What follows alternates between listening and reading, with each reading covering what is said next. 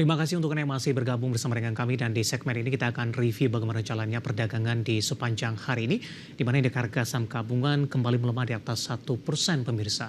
Dan kami ingatkan kembali Anda masih bisa berpartisipasi di WhatsApp interaktif di 0812 di 8788 di 3723 seperti yang tertera di layar televisi Anda nantinya. Dan saat ini kami sudah terhubung melalui Zoom bersama dengan Bapak James Evan Tumbuhan selaku Head Investment Spesialis Bahana Sekuritas. Kita akan langsung sapa saja Pak James, selamat sore, apa kabar Pak? Selamat sore Pak David dan teman-teman channel. Kabar baik Pak. Terima kasih Pak James sudah meluangkan waktu di IDX Channel.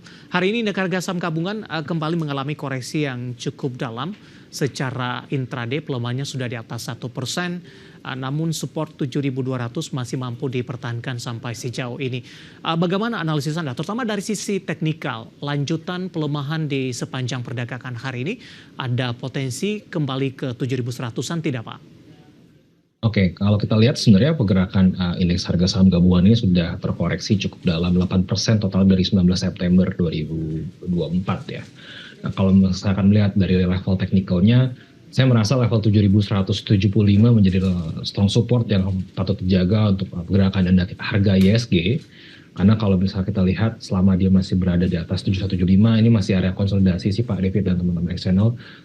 Untuk kedepannya, untuk dalam minggu depan saya lihat untuk IHSG ini ada potensi buat reverse ya. Karena selama dia masih berada dijaga di atas 7.175, ini ada potensi buat reverse setidaknya ke level 7.370 dulu, lalu kemudian menguji level 7.480 gitu. Nah, untuk saat ini seperti itu untuk sampai dengan minggu depan. Baik, besok untuk jangka pendek arahnya akan kemana? Apakah tekanan masih akan terus berlanjut jelang libur akhir pekan?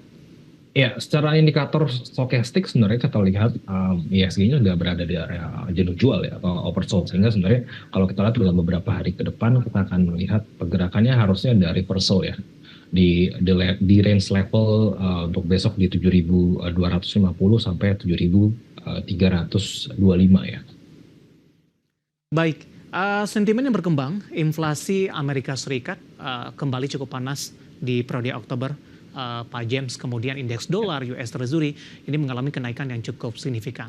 Apakah ini juga dampak dari hal ini tidak dengan pelemahan indeks harga saham gabungan hari ini?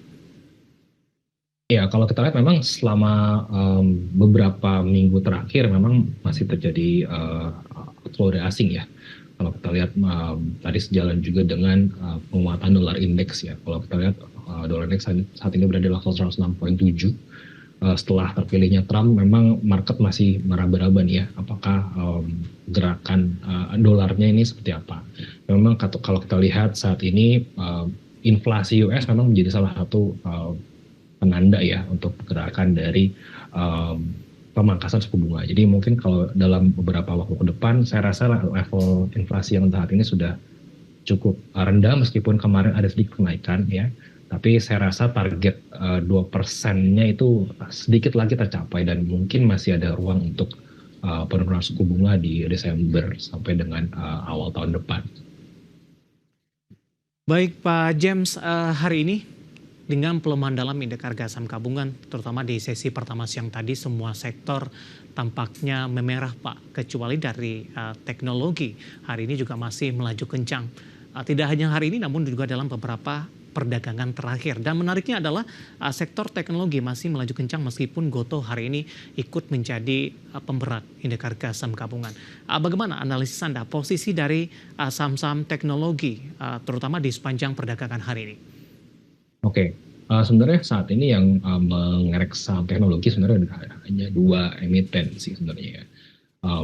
MLPT yang saat ini kembali naik di atas 10% ya. Kalau kita lihat pergerakan MLPT dari tanggal 8 itu sudah naik 6 hari berturut-turut gitu ya.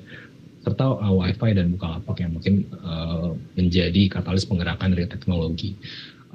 Untuk ya balik lagi untuk MLPT memang secara teknikalnya masih uptrend ya, cuma waspadai untuk koreksi ya karena sudah naiknya lebih dari 3 hari ya. Seperti itu. Dan juga Wi-Fi juga saat ini salah satu yang menjadi penguat dari indeks tekno juga naik, sehingga kalau kita lihat juga sama sudah termasuk cukup tinggi dan waspadai untuk area koreksinya. Kita akan ulas secara lebih detail Pak James untuk Ya. saham MLPT. Hari ini kembali mengalami auto reject atas sudah dalam 5 hari beruntun ini. Ya. Level intraday tertinggi juga sudah disentuh di 31.075 hari ini. Kemudian dalam sepekan, sebulan, year to date, tahunan, dalam 5 tahun terakhir saham MLPT sudah mengalami penguatan yang cukup signifikan. Dari sisi teknikal, posisi MLPT sudah jenuh beli tidak Pak? Oke, kalau kita lihat memang dalam pergerakan MLPT ya, secara stokastik sebenarnya kalau kita lihat dari tanggal 7 sampai 8 November itu memang sudah area jenuh beli, cuma nampaknya tekanan belinya masih cukup besar ya di marketnya ya. Tapi saya melihat kalau sudah 5 hari ini mungkin dalam pergerakan besok ada koreksi dulu, tapi secara tren masih berpotensi ada penguatan lanjutan karena ini menjadi saat ini level all time high-nya ya, atau membuat high baru ya secara level teknikal dari MLPT seperti itu.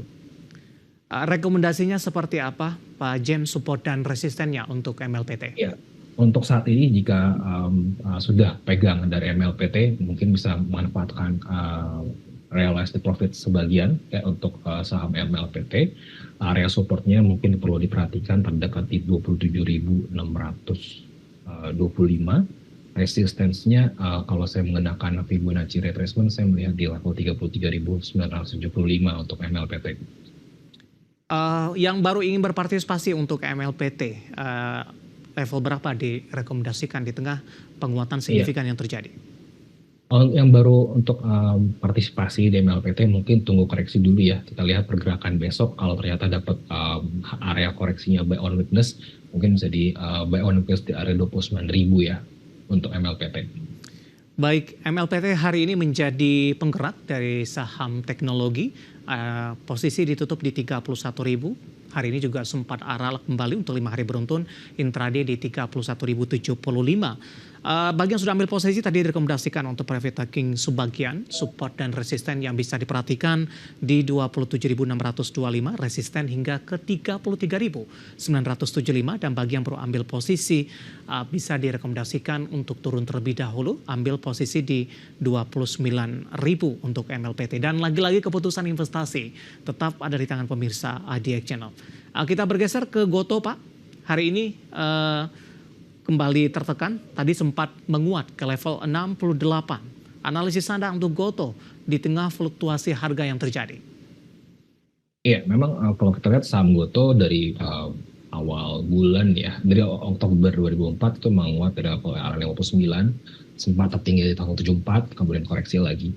Kalau melihat saya untuk pergerakan Gotoh saat ini sebenarnya tertahan di moving average 200-nya, area 64. Level 64 menjadi level 64 dan 63 sampai 64 merupakan level support yang perlu dijaga untuk saham Gotoh. Tapi sebenarnya masih menarik karena kalau kita lihat ada golden cross dari EMA 50-nya ya, yang crossing up ke EMA 200. Jadi selama masih berada di atas 64, ini masih menarik untuk diperhatikan untuk dibeli. Gitu. Target terdekat kemana? Evan, ada potensi kembali ke 70 lagi tidak? Tentunya untuk target terdekat kita mengejar level 70 sampai level 73 ya. Buy di level berapa Pak James? Untuk level buy-nya mungkin perhatikan level 65, level saat ini, closingan saat ini menjadi level buy, mungkin bisa all country beli, 65 sampai level 66 untuk level buy-nya. Oke, penutupan hari ini di level 66, pemirsa melemah di 1,49%. Saham-saham teknologi yang hari ini masih bertahan di zona hijau dan mencoba menjadi penopang indeks harga saham gabungan sehingga koreksi yang terjadi tidak terlalu dalam. Baik, saham-saham big cap lainnya hari ini juga banyak yang menjadi pemberat Pak Evan untuk indeks harga saham gabungan, terutama dari saham-saham perbankan big cap. BBRI memberikan kontribusi yang cukup besar sebagai lagar indeks harga saham gabungan hari ini tertekan di 1,75%. Kemana arah saham BBRI selanjutnya ketika di 2 hari terakhir mencoba untuk bangkit dari level terendahnya dalam 3 bulan terakhir? Ya, kalau kita lihat saham BRI sebenarnya kemarin sudah tutup gap down ya. Waktu itu, gap up waktu pada tanggal 28 Juni ya. Kita ada lihat BRI itu punya gap di level 4.470, 4.460 ya. Dan sudah tutup di tanggal, tepatnya di tanggal 12 November. Nah, kalau melihat pergerakan dari BBRI saat ini, memang areanya lagi consolidation dalam jangka waktu ke depan. Mungkin dalam 1-2 hari ini masih area sideways ya. Jadi pergerakannya di range tentang level 4.420 sampai level setidaknya ke level 4.600 ya dalam beberapa hari ke depan. Nah, kita harapkan apabila BRI bisa closing up di level di atas 4.650, ada potensi buat reversal ke level-level di 4.880 untuk reversalnya seperti itu Pak David. Buy on breakout di 4650 Pak James. Ya, ya bisa dimanfaatkan mungkin kalau buy on breakout di level tersebut ya. Baik, penutupan hari ini di 4.500 melemah di 1,75%. BBRI direkomendasikan buy on breakout di harga 4.650 untuk memastikan potensi penguatan atau mengejar resisten selanjutnya lebih terbuka cukup lebar. Dan lagi-lagi keputusan investasi tetap ada di tangan pemirsa ITX Channel. Pak James, kita akan jeda terlebih dahulu Pak. Nanti kita akan coba lihat saham-saham pilihan apa saja yang Anda rekomendasikan dan juga update penutupan perdagangan di sesi kedua hari ini. Dan pemirsa, kami akan segera kembali sesaat lagi.